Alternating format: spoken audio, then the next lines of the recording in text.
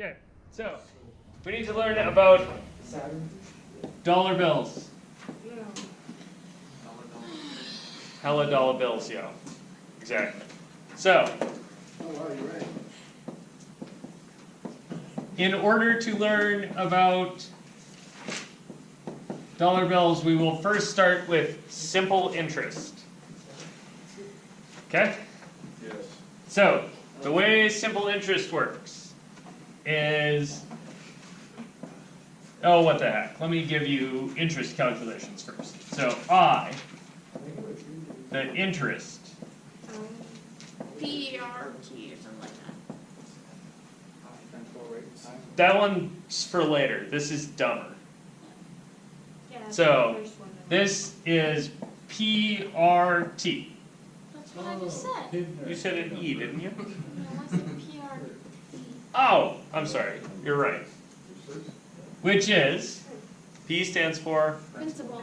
principal.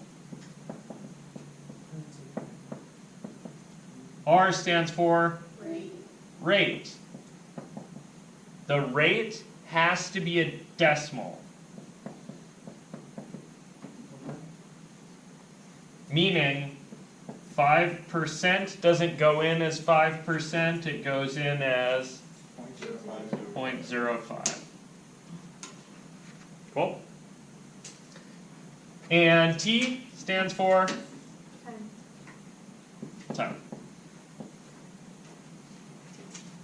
Cool? Yeah, right? Okay. A stands for Average. no. Exponential. No. Area. Sometimes. Oh, ambivalent. No. The day. Good job. I thought that Ambivalent was good. I'll admit that. Where was that? So AC. this stands for I forgot about that. the future value, of course. Oh, yeah. Yeah, it makes so much sense. Why does that stand for A? Why not F? Yeah, good question. So this is the amount that you're gonna owe, right? Right. And sometimes that's called amortized. I would prefer if you thought about this as A for amount that you owe. That makes more sense. And the amount that you owe is gonna be, anybody got a guess? Principal plus the interest. Yeah, it's gonna be the amount you took, right, your principal, plus the interest that you need to pay on it. Remember, the interest that you need to pay is given by PRT. And so, if you are a algebra boss, you will notice that you can kind of combine like terms here. Probably factoring would be the, And get rid of it. if you factor out a P, what are you left with here? An A and an I And an RT. and an RT. So out of here, this is P times what? Right here. 3 times 1. That's P times 1. And this is P times RT. RT. Oh, yeah, yeah. So the equations that I want you guys to have are I equals PRT and A equals P times 1 plus RT. Cool? Want to do examples? Yeah. Okay.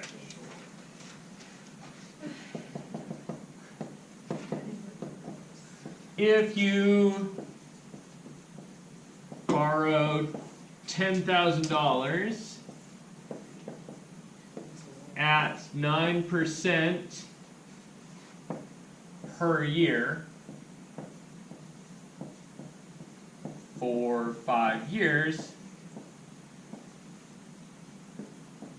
That's that's a lot. really a lot. 9%? No, that's not that bad. What's your guys' student loans rates? 3? 4? I don't know this stupid. You got no idea? Oh, I forget California's free. We're in JC too. Okay, Louisiana. some of the student loan products that are usually available for slightly subsidized are things at 3%. I mean, if you think about a credit card rate, the That was average credit super card low rate for a credit card is. Yeah, like credit cards are like minimum. You get like 20%. Yeah. 14% at And that's the a good lowest. one. Yeah, so decent, well, yeah, really decent credit cards might be as low as 10. Okay, Where'd you find credit those? cards are like You know, 17 you or can 18. make it You zero. have to have the nominal credit for Yeah, you one. can make it I got zero. no credit, I don't got a credit card. Yeah. A lot of them are Okay, commission, honestly. anyway. Lot of Anyway, if you borrow $10,000 for school, it would be at about 3%. If you borrow $10,000 for a car, it might be at 9%. If you borrow $10,000 on your credit card, it'd be at 20%. I got 3.6 for mine, and for car loan. Oh, I thought you were gonna say for a credit card. Yeah, so depending on how good your credit is, you can get down to 2 and 3/4 You or get something. zero, depending on the promotion sometimes. Yeah, sometimes if you buy new stuff, you can get almost nothing. Yeah. So if you borrow 10,000 at 3% per year for 5 years, how much will you owe? This is, by the way, not a car payment. Car payments are done a different way because you're paying some of the money as you go, and that's more complicated. This is just like flat. You're gonna borrow $10,000. You're not gonna pay anything on it until it's all due all at once. This is like how balloon payments work. So it's not finance.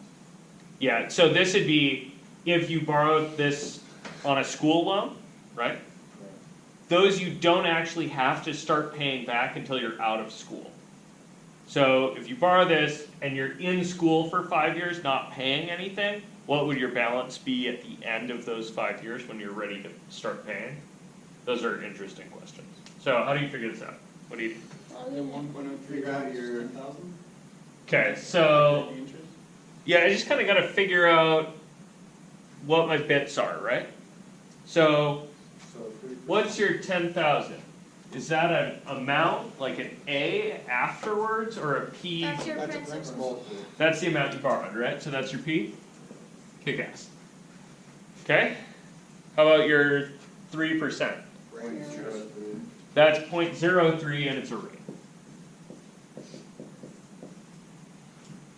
Okay? What else you got in there? 5 years. 5%, or 5 years, which is a time. Okay, so putting into equations, you get A is 10,000 times 0.03. 10,000 times 0.02 times. Your I plus times 1, 1. because you still owe the principal, right? You haven't paid that part at all. And The rate is Rate. 0.03. the rate is 0.03, and that gets multiplied by 5, the amount of time you've had the loan. You guys see this? So this is going to get you 10,000 times 1.15? Wait, why are you using that formula instead of this one? Just to figure out your interest? I asked how much you will owe, Oh, okay. right? If you wanted to figure out how much interest you're gonna have to be responsible for, that's in here, but that would be the interest, right, is your 10,000 times 0.03 times 5. Right, so your interest is just this 0.15 piece, and the 1 piece is for the principal. Okay, see that? It's 11,500.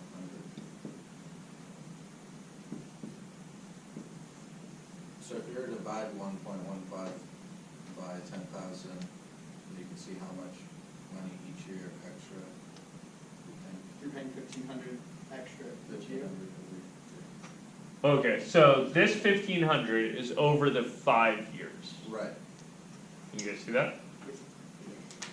So that's $300 a year, which is 3% of this number. You guys see that? So what's special about this? you're not paying interest on the interest. You guys see that? So you borrowed $10,000, right? And the first year, like before a year has passed, you owe $10,000. Once the first year has passed, you owe $10,300. In the next year, they're only going to charge you another $300 interest. Oh, they wouldn't charge on top of the. It's not charged on top of the interest because it's simple interest. Versus compound. And compound interest is where interest gets charged on the interest. Right, because the principal would change every year. Yeah, exactly. So if you want to figure out compound interest, one way you could do that is you could think about the principal going up every year to include the interest from the year before. Right? But simple interest doesn't do that. If you have the option of borrowing money at simple or compound, and the rates are the same, go with simple. It's cheaper. Can I come up What with would an be the example? advantage of going compound? There wouldn't be one. There are lots of things you can do in your life that don't have an advantage for you. Yeah, but why would they give you the options then? Why wouldn't they make like the rate a little bit lower? So, yeah, sometimes they'll make the rate a little bit lower, and then you have to do some math to figure it out. Right? Which is, sometimes worth doing. Most often it happens when you have offers from a couple different sources. Right? Because Bank A doesn't know what Bank B is offering you. And so Bank A might offer you 3% compounded yearly, and Bank B might offer you 3% simple. You would want the 3% simple. Does that make sense? Like nobody's ever going to go, okay, so you can have from me either 3% compounded monthly or 3% simple. But you might get two different people offering you this. Do you have a thing? Or did you want to make up an example? Yeah. Okay, what's your example? If you borrow $125,000 Ouch. at a 14.5% interest Hang on. rate, $125,000 it's called the mortgage, at 14. 0.5, yeah. Percent yearly? It's a 30-year loan. Oh, okay, so if this is a house loan, I don't have the tool for that yet, because that's an annuity. Okay. But I could at least ballpark this amount of interest. So over, let's say you did something like a business loan. Yeah. Like, I actually got a text from my wife this morning about something like this. So, some amount at some percent yearly over 7 years.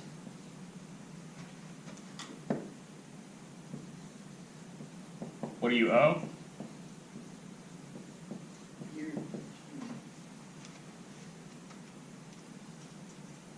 Sorry, I really should phrase that as per year here. The other yearly kind of implies that it's compounding. So, how do I do this? What do I owe?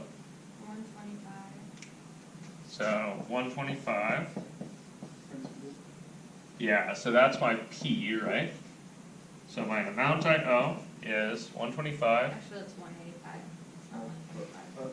That's okay. Let's go with this one. 1 plus 1 plus 14.5. Wait, but that's a. 0.1. 0, yeah. 0 point. No, 0.145. Okay, this is where this gets confusing, right? So 14.5% is 14.5 times 1 over 100.